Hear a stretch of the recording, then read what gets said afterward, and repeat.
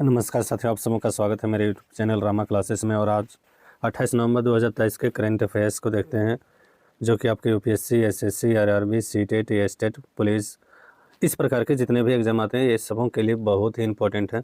तो चलिए बिना देर किए देखते हैं आज के करंट अफेयर्स में क्या कुछ हो रहा है।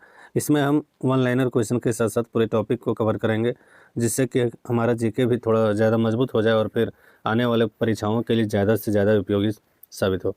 अगर आपने अभी तक हमारे चैनल को सब्सक्राइब ना किए हैं तो इसे सब्सक्राइब कर लें और अपने दोस्तों के साथ ज़रूर शेयर करें। चलिए देखते हैं आज का पहला टॉपिक।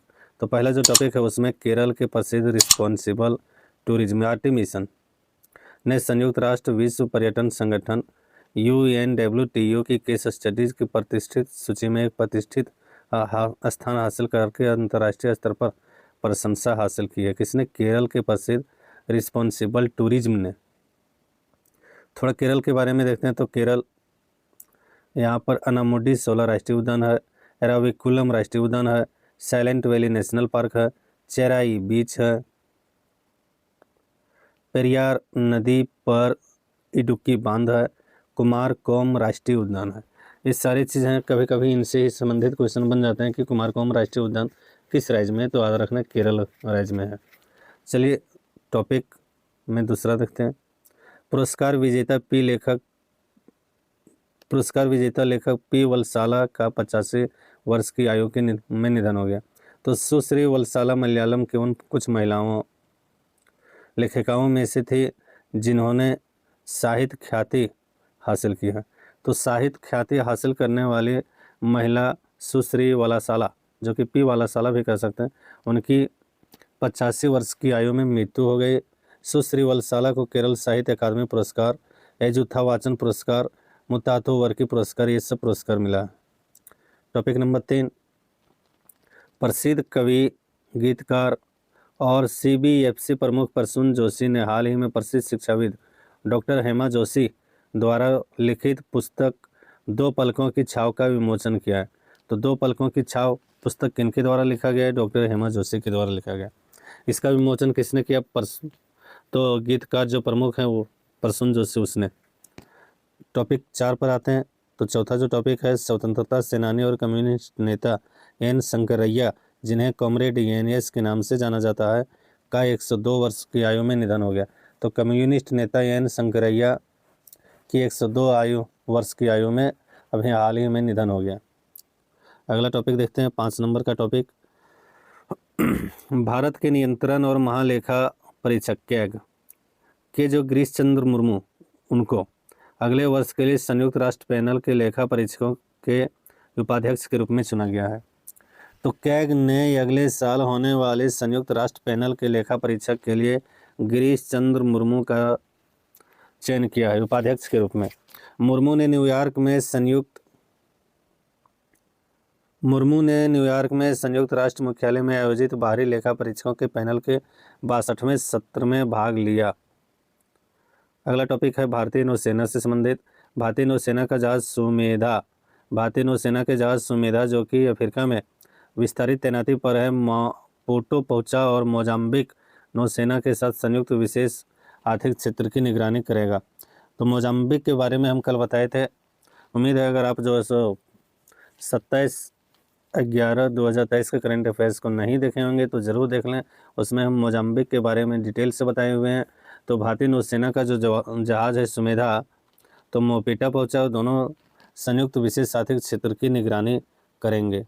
Topic number 7। भारतीयों के लिए बीमा को सुविधाजनक, पारदर्शी और सुलभ बनाने वाली इंश्योरेंस कंपनी ACKO, तो ACKO ने ग्राहक की आवाज़ के रूप में प्रसिद्ध अभिनेता R माधवन के साथ साझेदारी की है। तो R माधवन का इंश्योरेंस कंपनी ACKO ने ग्राहक की आवाज़ के रूप में साझेदारी की है।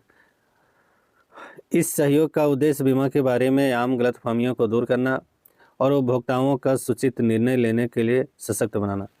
तो अब उपभोक्ता सही निर्णय ले सके इसके लिए, और फिर बीमा के बारे में जो लोगों का गलतफहमी है उसको दूर करने के लिए इस प्रकार की साझेदारी की है। अगला जो टॉपिक है वो है भौगोलिक संकेत रजिस्ट्री ने आधिकारिक तौर पर लद्दाख सी बकथॉर्न को GI टैग प्रदान किया है।